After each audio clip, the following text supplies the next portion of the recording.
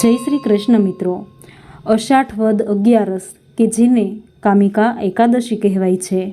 આ એકાદશી ક્યારે છે, આ એકાદશીનું મહત્વ શું છે અને આ એકાદશીની કથા વાર્તા આ વિડીયોમાં સાંભળીએ। મિત્રો, કામિકા એકાદશી ચાતુર્માસમાં આવે છે, જેથી આ એકાદશીનું મહત્વ અતિ ઘણું છે, કારણ કે આ 4 માસ ભગવાન વિષ્ણુને અતિ પ્રિય છે। આ 4 માસમાં આવતી દરેક એકાદશી વ્રતોનું ફળ ઉત્તમ કહેવાયું છે। આ એકાદશીનું વ્રત દરેક કામના પૂર્ણ કરનાર છે, માટે જ આ એકાદશીને કામિકા એકાદશી કહી છે। આ એકાદશીએ ભગવાન વિષ્ણુના ઉપેન્દ્ર અવતારની પૂજા કરવામાં આવે છે। એકાદશીનું આ વ્રત કરવાથી આ જન્મના પાપ નાશ થાય છે, પરંતુ ગયા જન્મના પાપો પણ નાશ પામે છે। એવી આ પવિત્ર એકાદશી વ્રતનું ફળ હજારો ગાયનું દાન કરવાથી મળેલા પુણ્ય સમાન છે। આ એકાદશી જીવનમાં સુખ અને સમૃદ્ધિ લાવે છે। આ દિવસે કરેલા વ્રત, ઉપવાસ, દાન, પુણ્ય, મંત્ર જાપ વગેરે શુભ કાર્યમાં વૃદ્ધિ કરે છે। એવું કહેવાય છે કે આ દિવસે વ્રત, પૂજા, ઉપવાસ કરવાથી વ્યક્તિને તમામ તીર્થોમાં સ્નાન કર્યા જેટલું પુણ્ય પ્રાપ્ત થાય છે। દરેક પાપોમાંથી મુક્તિ મળે છે, ભગવાન શ્રી હરિની કૃપા પ્રાપ્ત થાય છે અને મૃત્યુ પછી વ્યક્તિને મોક્ષ મળે છે। આ વ્રત કરવાથી અશ્વમેઘ યજ્ઞનું પુણ્ય ફળ પ્રાપ્ત થાય છે।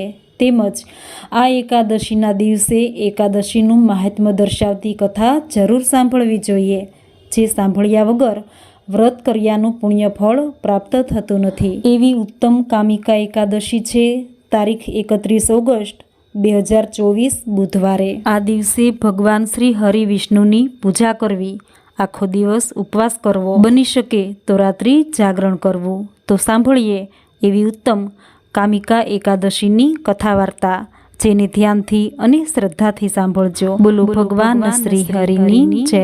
યુધિષ્ઠિર ભગવાન શ્રી કૃષ્ણને પૂછે છે કે હે વાસુદેવ, કૃપા કરી મને અષાઢ વદ એકાદશીનું વ્રત કહો। ત્યારે ભગવાન કહે છે કે હે ધર્મરાજ, અગાઉ નારદ મુનિએ આ કથા કહી છે। આ એકાદશીનું નામ કામિકા છે। તેની કથા સાંભળવાથી વાજપેયી યજ્ઞનું ફળ મળે છે।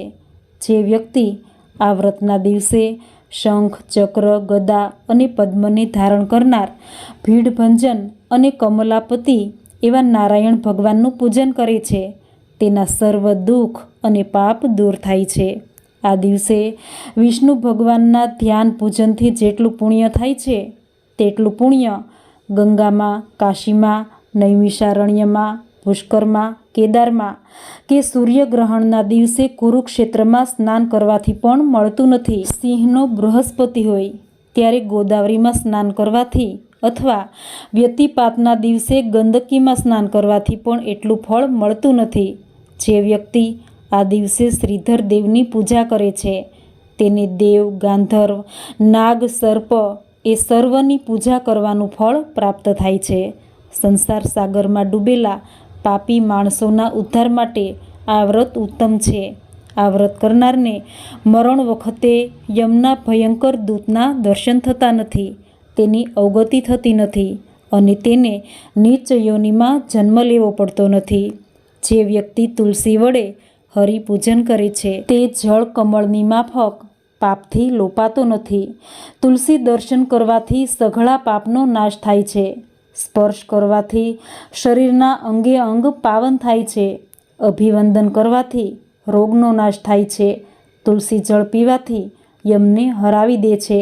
તુલસી વાવવાથી અને વિષ્ણુના ચરણે ચડાવવાથી મોક્ષ આપે છે। એ તુલસીને હું નમસ્કાર કરું છું। એવી રીતે બોલી તુલસીના છોડને પગે લાગી વ્યક્તિ રાત દિવસ અખંડ દીવો કરે છે, તેનાથી થતા પુણ્યને ચિત્રગુપ્ત પણ આંકી શકતો નથી।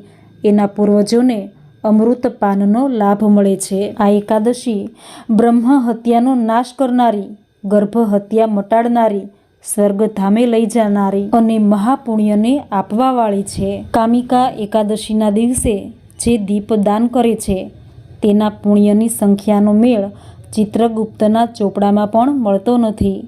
કામિકા એકાદશીના દિવસે જે ભગવાનની મૂર્તિ સામે દીવો કરે છે, તેના પિતૃઓ સ્વર્ગમાં અમૃત પાન કરે છે. જે વ્રતધારી આખો દિવસ અને રાત્રે ઘીનો કે તેલનો દીવો બાળે છે તે સૂર્યલોકમાં જઈને વસે છે. માટે પાપનું હરણ કરનાર આ વ્રત સુજ્ઞજનોએ અવશ્ય કરવું. જે ભાવિકો આ કામિકા એકાદશીનું વ્રત કરશે કે આ મહાત્મ્યની કથા સાંભળશે તે વિષ્ણુ લોકમાં જશે. દર મહિનામાં સુદમાં અને વદમાં એમ 2 એકાદશી આવે છે. આ રીતે વર્ષની 12 માસની 24 એકાદશી અને અધિક માસની 2 એકાદશી એમ મળી 26 એકાદશી આવે છે. એકાદશીનું વ્રત કરનાર ભાવિકો કોઈ ફરાળ કરે છે તો કોઈ તુલસીના પાન ઉપર રહે એટલો જ ખોરાક એક વખત આરોગે છે અને આખો દિવસ જળ કે ચા દૂધ લઈ દિવસ પૂરો કરે છે. જેઓ સંતાન વિહોણા છે, જેમને વધારે આયુષ્ય ભોગવવું છે, તેમણે 26 એકાદશીનું વ્રત જરૂર કરવું જોઈએ. એકાદશી ન કરી શકે તેઓ ચાતુર્માસમાં આવતી બધી એકાદશીનું વ્રત કરે તો તેને 26 એકાદશીનું વ્રત કર્યાનું ફળ પ્રાપ્ત થાય છે. આ ચાતુર્માસનું વ્રત દેવશયની એકાદશીથી માંડી પ્રબોધિની એટલે કે દેવ દિવાળી સુધી કરવામાં આવે છે. સૌભાગ્યવતી સ્ત્રીઓએ પોતાના સ્વામીની આજ્ઞા લઈને જ એકાદશીનું વ્રત કરવું.